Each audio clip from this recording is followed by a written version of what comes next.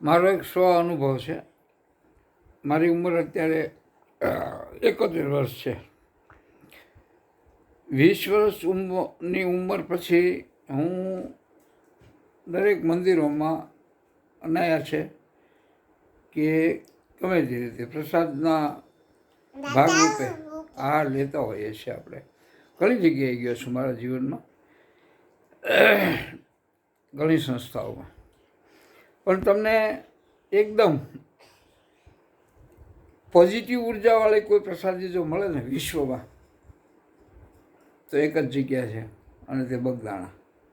શું કામ એ પહેલાં કહી દઉં.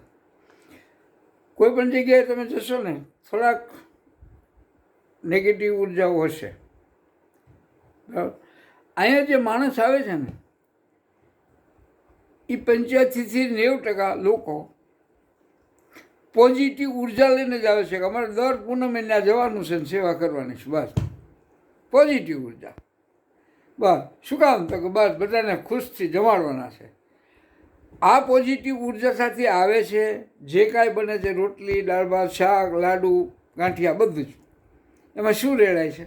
પોઝિટિવ ઉર્જા.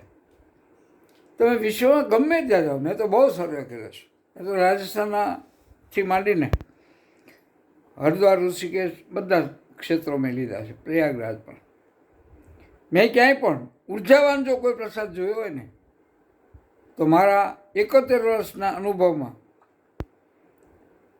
51 વર્ષનો મારો નિચોડ છે કે પોઝિટિવ ઉર્જા તમને જો ક્યાંય પણ પ્રસાદમાં મળતી હોય ને, તો ફક્ત બગદાણા. બાકી તમને કહી દઉં, તમે ત્યાં જાઓ એટલે તમે બધું જ ભૂલી જશો. ને જે લોકો સેવામાં આવે છે એકદમ નિર્દોષમાં આવે છે. બહેનો આવે કે યુવાનો આવે કે બાળકો આવે, દરેક પોઝિટિવ. બસ જમાડવા જમાડવા જમાડવા. બસ બાપાએ કીધું છે, બસ બધાને જમાડો, આનંદથી જમાડો. એટલે પોઝિટિવ ઉર્જા હમણાં આવશે.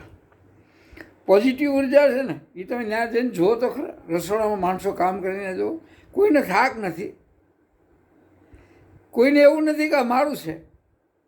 બસ ફક્ત બાપા, અને બાપાએ કીધું બસ જમાડાય. આટલો બધી પોઝિટિવ ઉર્જા તમારે લેવી ને એને, તો બગદાણા જશો. હું તો એમ કહું, તમે બીજે બધા મંદિરે જાઓ ને, 5 રૂપિયા, 10 રૂપિયા, 500 રૂપિયાનો થાળ કરવાની છૂટ આપું છું. બગદાણાથી 1 રૂપિયાનો થાળ નહીં કરતા. એટલા માટે તમારી ઉર્જા છે ને, ઉર્જા જ્ઞાની પ્રસાદીની, એ ઉર્જાનું મૂલ્ય તમે ચૂકવી જ ન શકો, એટલી ઉર્જા. એટલે ક્યારેય હું તો એમ કહું, તમે બાપાના આશ્રમે જાઓ ને, એને તમે કાંઈ રૂપિયો ન નાખતા. નાના સાત્વિક વાતાવરણ એક વખત પ્રસાદ લે. હું કહું વર્ષમાં 1-2 વખત તો જજો. 1 રૂપિયો તમને ન મૂકતા. એટલા માટે ન મૂકતા, ત્યાં પોઝિટિવ ઉર્જાનું જે તમને મળે છે ને, એનું મૂલ્ય તમે નહીં ચૂકવી શકો.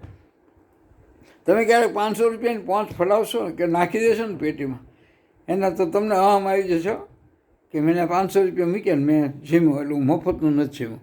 આ મફતનું નથી જીમ્યું જ્યારે શબ્દ આવશે ને મગજમાં, એટલે તમારી નેગેટિવ ઉર્જા શરૂ થઈ ગઈ. એટલે મહેરબાની કરીને બગદાણા જાઓ ત્યારે 1 રૂપિયો તમે ક્યાંય ગલ્લામાં ન નાખતા, તમને ના પાડું છું, જો તમારે પોઝિટિવ ઉર્જા લઈને હોય. અને હું જો સમય હોય ને, તો મહિને નજીક હોય તો મહિને 15 દીએ, વર્ષમાં 2 વખત 3 વખત, દૂરના હોય ને તો 2 વર્ષે 1 વખત પોઝિટિવ ઉર્જાનો પ્રસાદ તમે લઈ આવો. અને તમારા જીવનમાં જુઓ જે બદલાવ આવે, જે બદલાવ આવે તમે જોઈ લો શું બદલાવ આવ્યો. બસ આટલી તમને મારી વિનંતી છે. મારા સ્વ અનુભવ. જયંતિભાઈ હોય,